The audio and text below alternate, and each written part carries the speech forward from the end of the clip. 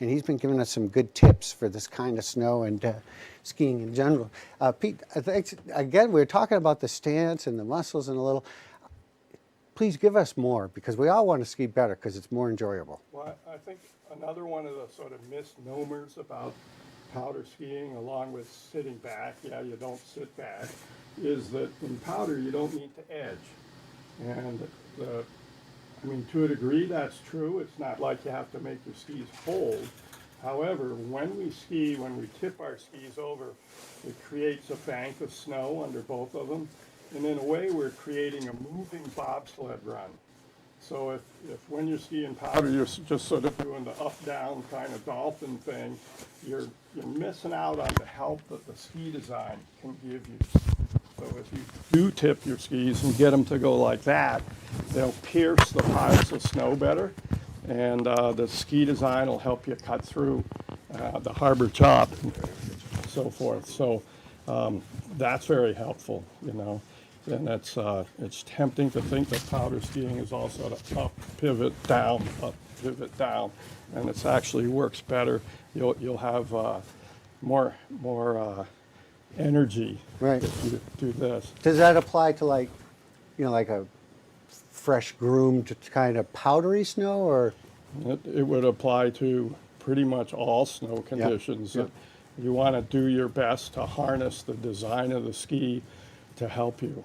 Mm-hmm. Another thing I would share about, you know, when we ski deeper snow and powder, first of all, you may not know what's underneath it, and secondly, you may not be able to see. And so when you're coming around a turn, if you feel like a lot of load on one foot all of a sudden, like you kind of hit something, there's a bump there, boom, like that. As soon as you feel load on the old turning ski, go to the new one. If you hang on to that and end up looking at the woods and across the trail, it's not as effective as if you go right from one to the other. So those would be, you know, my tips for skiing deeper snow conditions. Mm-hmm. You know, get that powder stance where you got the front of your leg against the cuff of your boot, your heels grounded. Realize that you're firing opposing muscle groups against each other. Create that bobsled-like run. Use the design of your skis, and when you feel you hit something a little bit or get loaded up on one foot, switch immediately to the other one. Mm-hmm. And those are some of the things that that help. I mean, realize that your feet are captains of a couple boats, and you know there's going to be a lot of people having fun out here today, and snow's going to get cut up. It's going to get kind of harbor choppy a bit, and so having guidance on both skis, not just the outside one, is helpful. Yeah. So. It's a great weekend. Bracket Basin's open. I don't know if you ever get a chance with the Mountain Masters to ever go in there. Or what do you have any tips for that type of skiing in the woods? Well,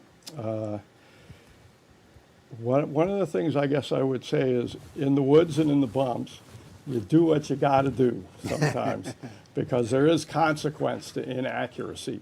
Okay. So it's good to try to, I guess I would say that realize that some places you're in a speed carrying environment, groomed trails, open places. Yep. Other places you're in a speed control environment.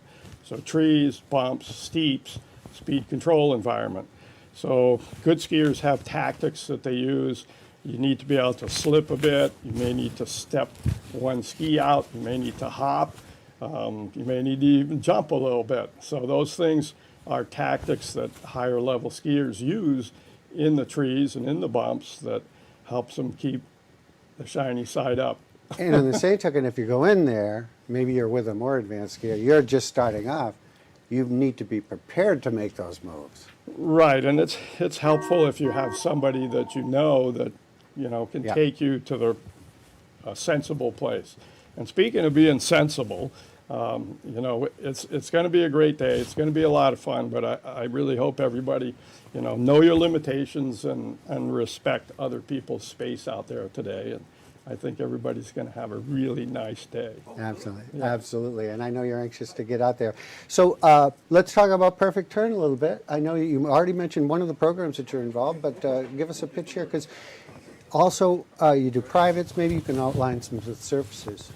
Yeah, well, obviously we do programs for children from the age of 3 on up.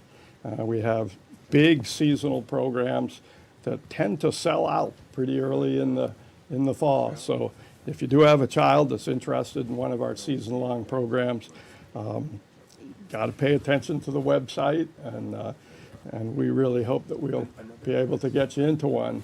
Obviously, we have daily programs as well for the children from 3 on up, and also we still do adult group lessons, although the interest in those seems to have gone down a bit. I'm not Interesting. sure why. And we also do private lessons, of course, and we have adult season-long programs. And there are also midweek ones, Tuesdays and Thursdays. There's been one going on through the week. So while I don't have all the prices in my head or anything like that, Greg, Yeah.